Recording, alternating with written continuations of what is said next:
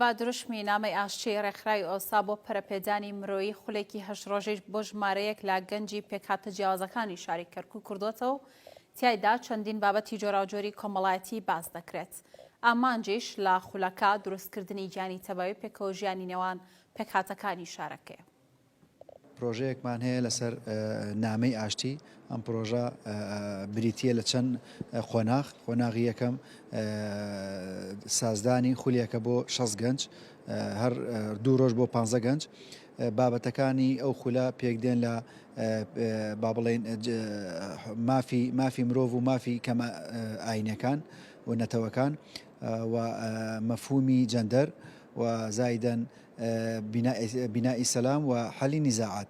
ئامانجەوەیە کە بتوانین کۆمەڵی گەنج دروستکەین کە بتوانن پێکەوە ژیانێکی ڕاستەقینە لە داهاتوو دروستکەن لەبەر ئەوەی گەنج نەوات و داهاتووی هەموو کۆمەلگاکانە. بۆیە ئێمە ئەمانەوەی لە ئێستا و ئەم کۆمەڵە گەنجە دروستکەین و ببنە سەرکردەوە بنە قایل لە ناو کۆمەلگاکانی خۆیان بۆی بتوانن لە داهاتوودا باشتر و ئارامتر بتوانن گفتوگۆ لەگەڵ یەک بکەن و بتوانن پێکەوە بژن و بتوانن پێکەوە ژیانێکی جوان دروستکەن لە ناو شاری کەرکووکە.